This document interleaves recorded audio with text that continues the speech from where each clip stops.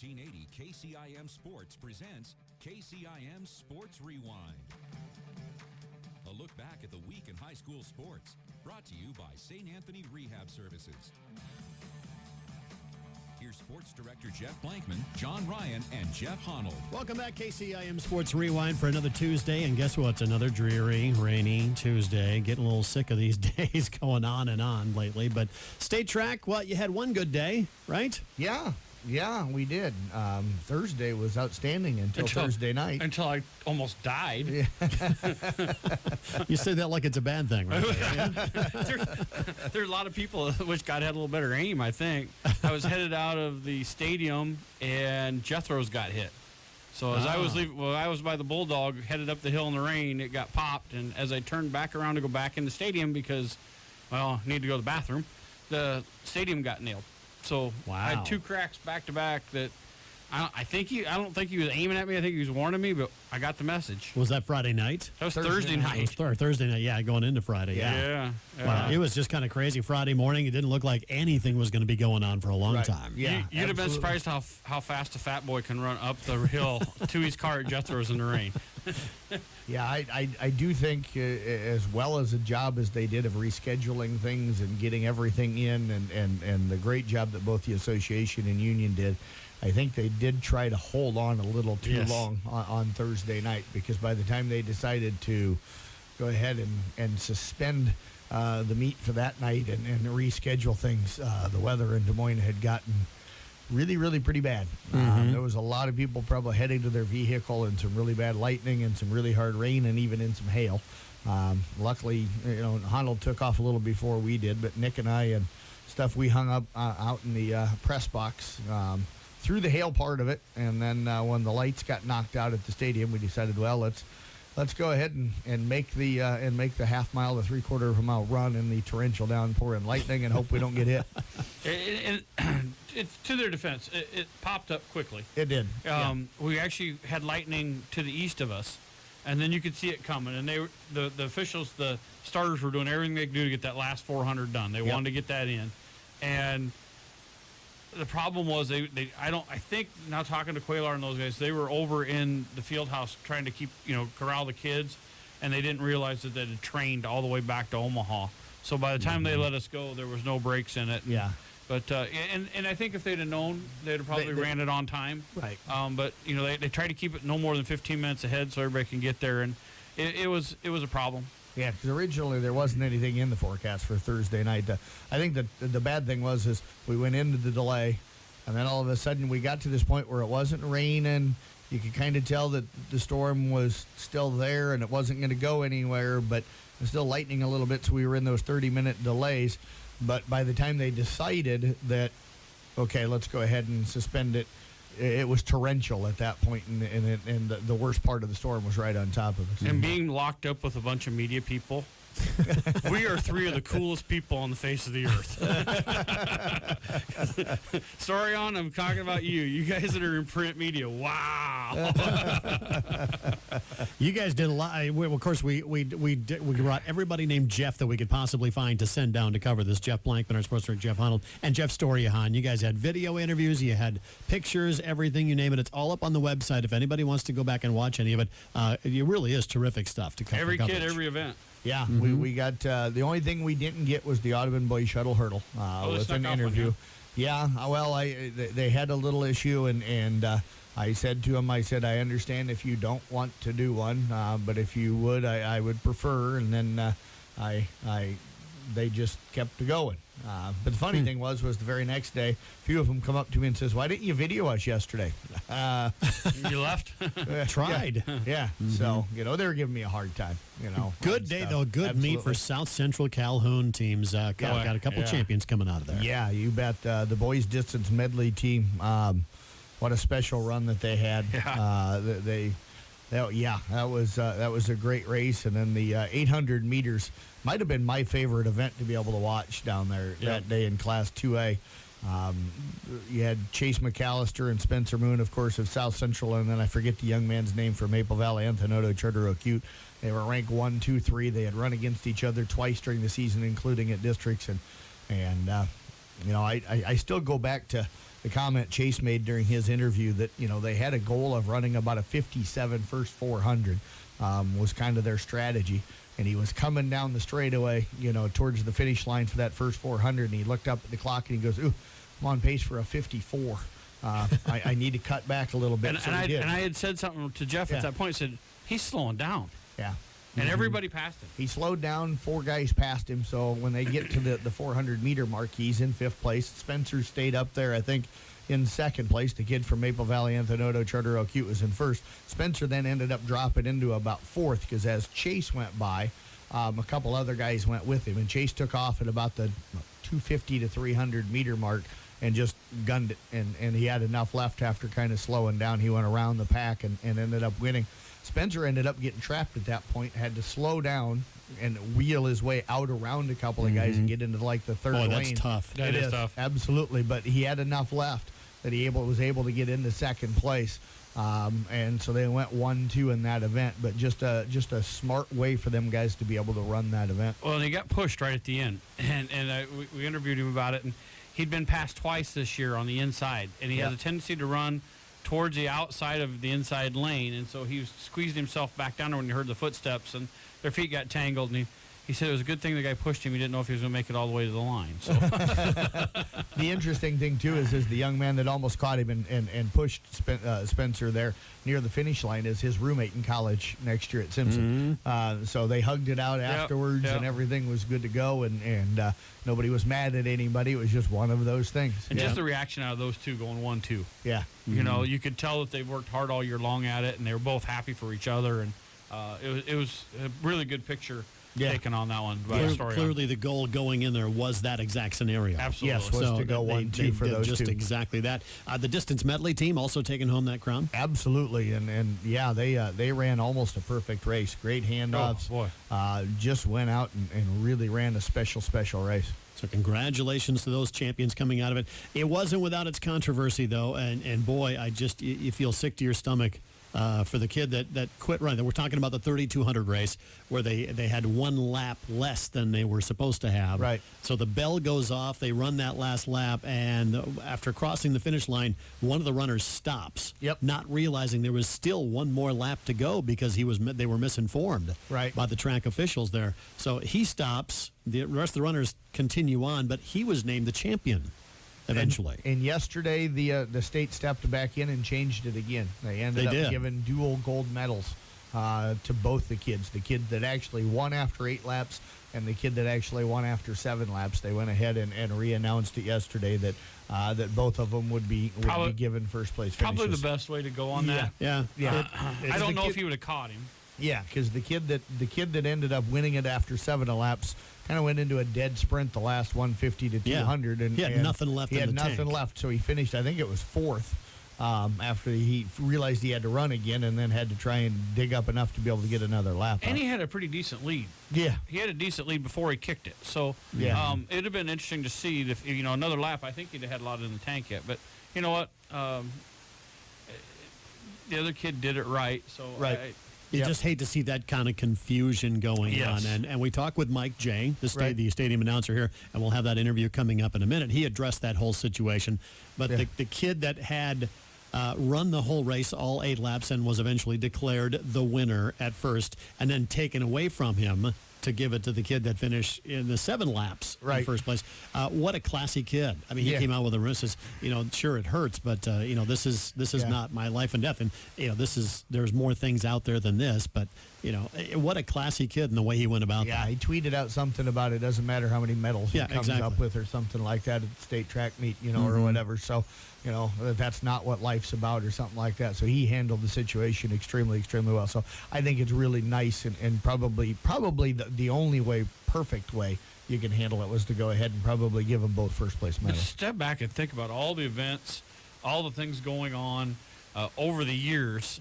You don't hear a lot of these. I mean, that was one, and the officials were down there giving her a lot of static about making the change, and she felt bad about it. But it's just one of those things that happens. I've been down there 20 straight years now, 15 of them here at Carroll. I've never seen it before. It's the first time in all the years that I've been covering where they've had that kind of a mistake. So it is rare. Now, Mike J said that does happen. It does. It does Yep. happen more often than you think, and he talks about it in the interview we've got coming up here. But talk about Mike J real quick. I know we're running a little bit late here on this first segment, but real quick about just what he brings to the state track meet. He's amazing at what he does. The knowledge and the homework that he does ahead of time to be able to pull out facts about all of the kids that are running. I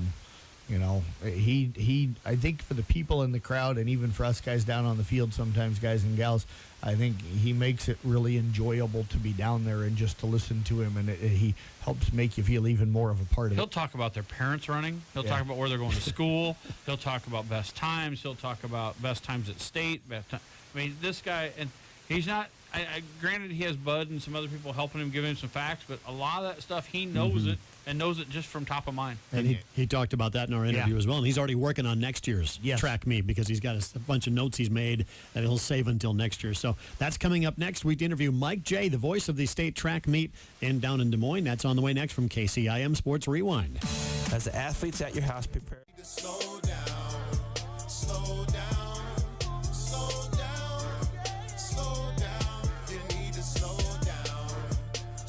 down, you need to slow. Will be under the direct supervision of a certified and licensed healthcare professional in the newly renovated sports performance facility. If an injury is keeping your athlete out of the game, call St. Anthony Rehabilitation Services at 794-5000 for sports injury and treatment rehab. Have you found yourself in need of soybeans for the 2019 planting season? Beck's still has an excellent supply of regionally selected soybean products, including Roundup Ready to Extend, Liberty Link, and Liberty Link GT27 varieties. In 22,224 comparisons, Beck's soybeans out-yielded the competition by 1.8 bushels per acre. Don't get caught short on high-yielding soybeans this season. Contact your local Beck's representative to learn more or call 1-800-937-2325.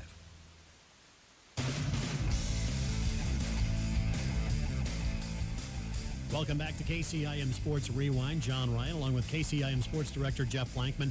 Jeff, you just recently down at State Track, of course. You may have seen a little bit of action down there over the 3 days, right? Absolutely. It was a kind of a wild weather 3 days, hot one day, raining you later that day, rain the next morning. But the state did a great job of getting everything in, and we were actually wrapped up even early on Saturday, though we started a little bit early as well. So great job. And one of the fun things for me is always to go down and listen to the guy that we've got joining us here on the phone here in a moment.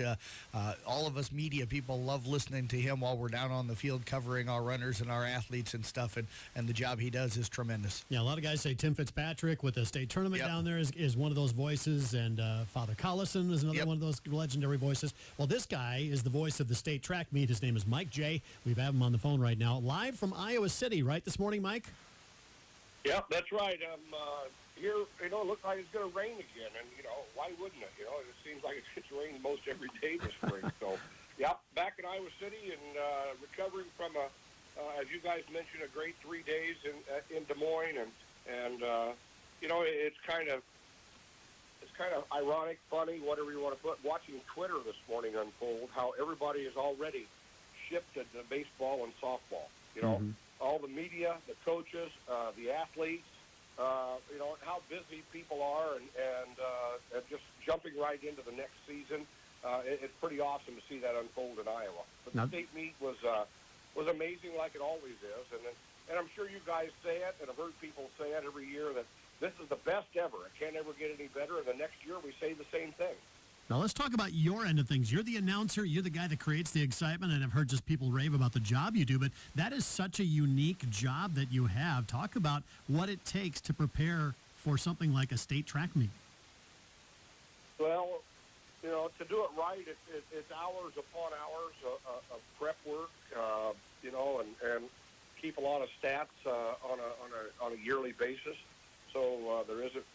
So at least get a little bit of sleep on Thursday and Friday night, and it's just it's a labor of love, and it's just doing your homework, and it's I don't do so much to try to find that hidden story. That's your guys' job and the print media job, I don't have time to relay that anyway, but I like to, there's a lot of research involved trying to find out how many medals kids have won, how many times they've qualified to state championships and that type of thing, and state rankings. But it's just it's something that to be honest, I work on, all year long and try to keep up on things. Now, after the state meet, I'll be putting some information aside so I don't have to redo it next year and look it up again and that type of thing. But always following cross country very close and anything that happens in the indoor season as well. Mike, one of the things that really is cool for people in the stands is how much you do know about the kids. I remember several times you talked about Spencer Moon from South Central Calhoun while he was out on the track going to Simpson. With so many schools, so many kids, how do you get all of that information? Because, like you said, you research all year long, but you've got to be reading things from everywhere to be able to get that kind of information. Well, that's part of it, and also the coaches. Most coaches are very good and keep good statistics, and so at least twice a year I send out an email to all school districts asking, do you have cross-country or track athletes that have signed or are going to sign to run somewhere? And most of them are pretty darn good about getting that information back to me, and parents do as well, and get a lot of stuff via Twitter. Twitter is a fantastic thing for what I do. I don't know how many people I follow on Twitter, but every one of them are pertaining to track and field, so I get a lot of information that way. And of course, it takes time, and you guys know that. If you want to do a good job at something, you've got to put the time in to do it, just like these athletes have to put in the time to do well on the Blue Oval. I think, I owe it to them to put in my time and do due diligence to return that. You have to call a 100-meter race and a 3,200-meter race. Talk about the different event preparation, because each race is different, and you've got to be ready for it, right? Yeah, and the distance races, I tend to have a little more information just because you've got more time, and so the distance races, I'll include how they did at the state cross-country meet, maybe more of what they've done in the past at the state meet as well. Like if you've got a distance race where the leader and the eventual winner breaks out and has a large lead on the rest of the field, race description kind of goes out the window, and you're filling time with accolades on the field, and especially the leader. Where the sprint races, the 100 in particular, during the race, you're only calling that event, and you've given their accolades during the intro. So, yeah, it is totally different for sure. And takes a little different heartbeat to get it done as well. Mike, what are some of the events this year that kind of stood out for you from the entire state meet? Oh, wow. One thing that really impressed me was Thursday when it was 90 degrees and Reese Smith ran 9:11 for 3,200. I thought was outstanding. I thought the freshmen we had a ton of outstanding freshman kids this year, but with Ashlyn Keeney and Ainsley Erzin, Keeney from Liberty and Erzin from Carlisle. Racing with the very best, this weekend, and putting their names in there with the very best we've had in the past was very, very, very good as well. And the events that really tug at my heartstrings, I think the best thing that our association and union have ever done was add the wheelchair events. And and those kids, they train just as hard as the able-bodied athletes, and some of the things that they're beginning to do now in the wheelchair events at our state level is impressive as well. So, it's a little bit of everything. Darian Porter from Bettendorf, I think, is a great story. Last year at this time, the story on Darian Porter was he was going to graduate from high school at semester and enroll in Iowa State early and start preparing for his football career. And somewhere along the line, he elected not to do that and came back and ran track this spring, and all he did was set 2 all-time bests Saturday, one in the open quarter, and then another one anchoring the sprint medley. So I think that speaks very highly to his character. It bodes well for Iowa State to agree to that. And, to want to come back, and he made several comments. Hey, I just wanted one more opportunity to be around my teammates and my peers. And I think that's very special. We're talking with Mike Jay, the voice of the state track meet here on KCIM Sports Rewind. Of course, Mike, we love those stories. More people should pay attention to things like that. But what gets most of the print is some of the controversy. The 3,200 race, we were talking off air. You said, shockingly, this happens a lot more often than you think it would. From your perspective, what happened there? Well, I honestly don't know. you've got to think that unfortunately a button may have gotten pushed twice on the digital lap counter. Yeah, and it does happen more often than people think, and it's always sad and it's heartbreaking because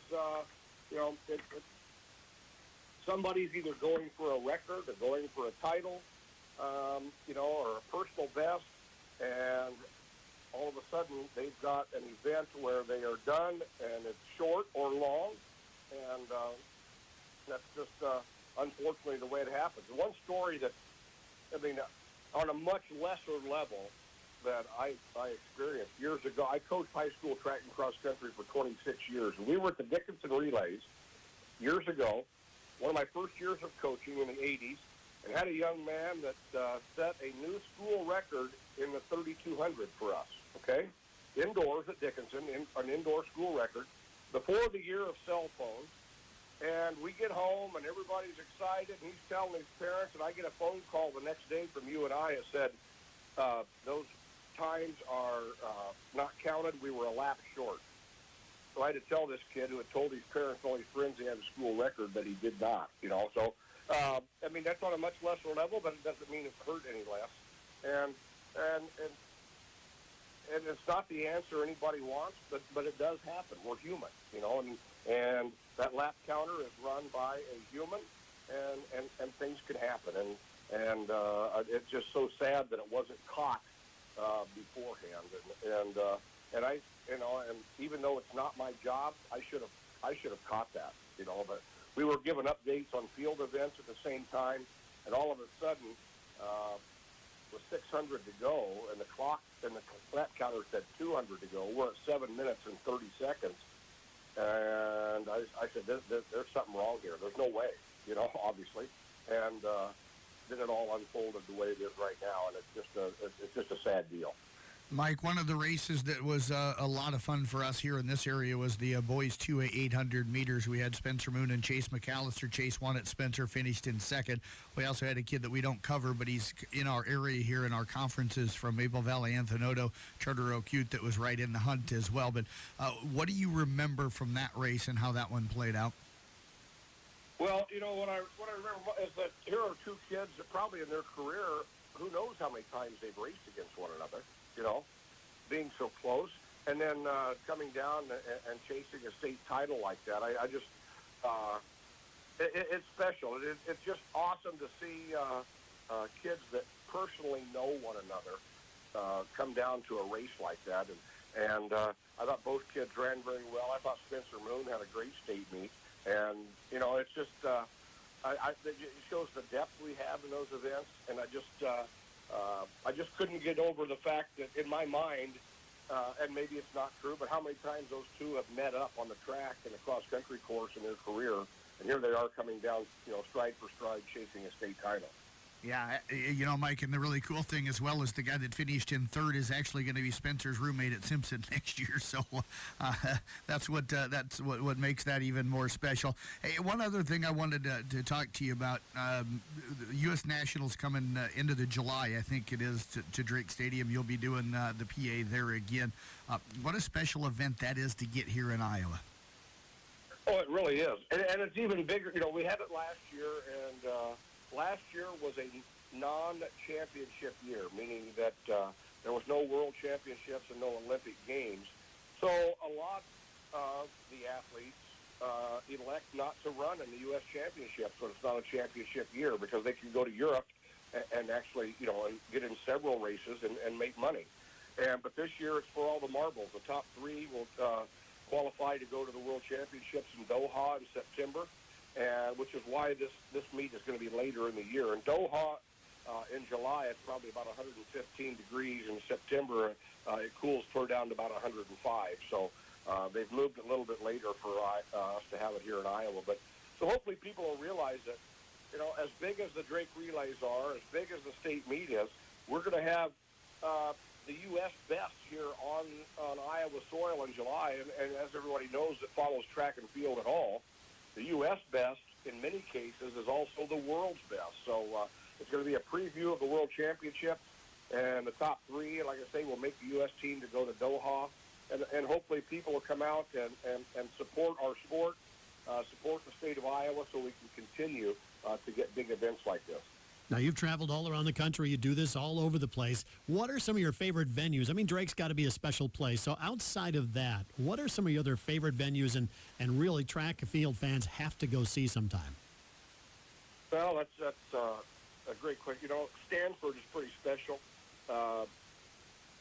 They run the 10,000 meters at 11 o'clock at night Pacific time. It's 1 o'clock for us, but they have it's catered to distance running, and there'll be 4 sections of the 10,000, and every single athlete in 4 sections may break 29 minutes. And the American record was set at that meet as well. And it's those type of things are amazing. Hayward Field in Oregon, which is no longer because they're building a new stadium, was one that was a must go to. Now I'm saying, without being there, because it's not done yet, is the new stadium in Oregon is going to be amazing. There's great places all around the country. I do the Ivy League as well, and that is always the first weekend of May. And this past couple weeks ago, it was at Princeton, which is just an amazing setting. And it'll be at Yale next year. They rotate between 3 schools. Penn, it'll be at Franklin Field, where the 10 relays are held in a couple of years.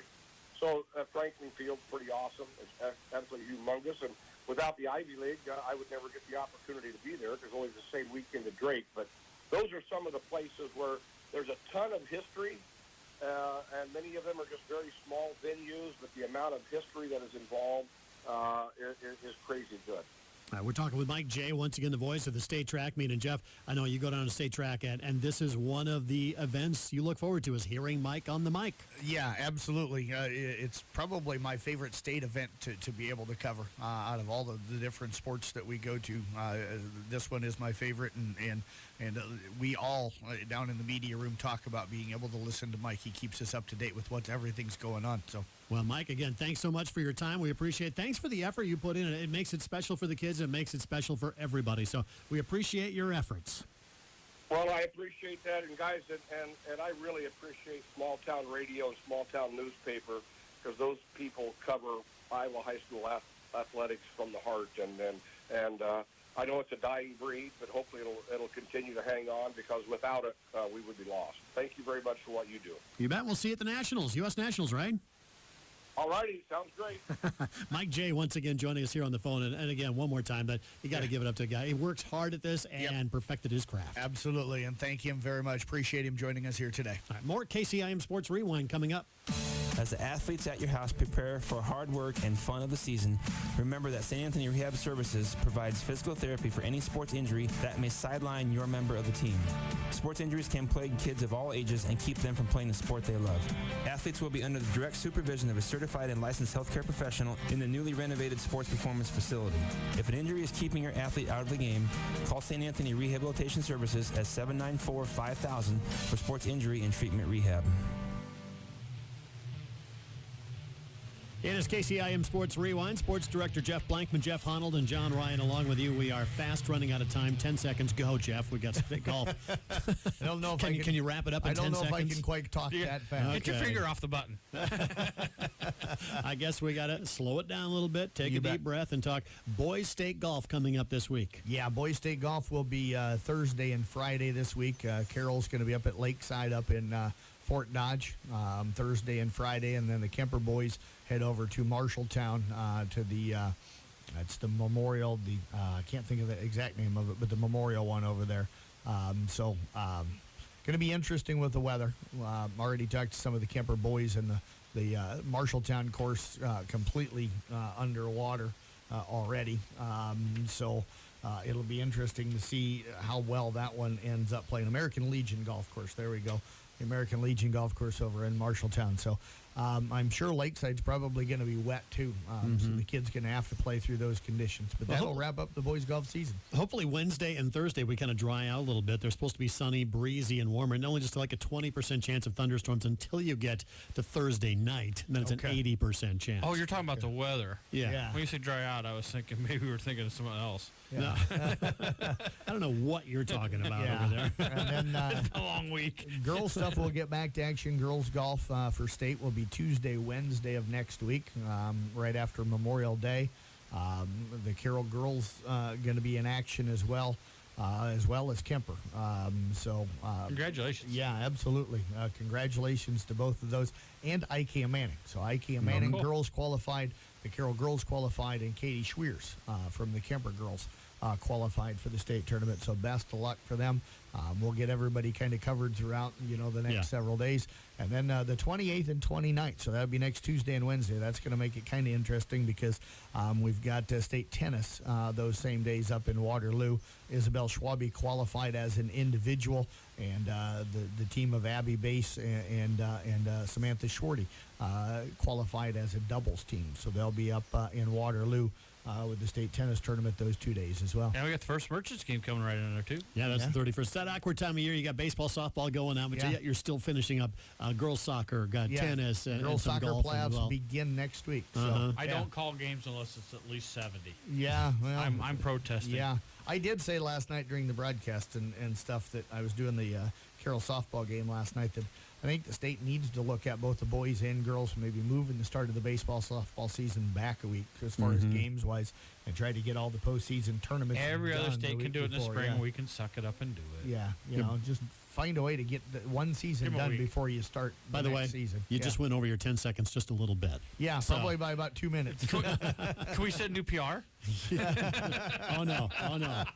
You'd have to go about another 20 minutes for that. That is KCIM Sports Rewind for this week. When you need to know, KCI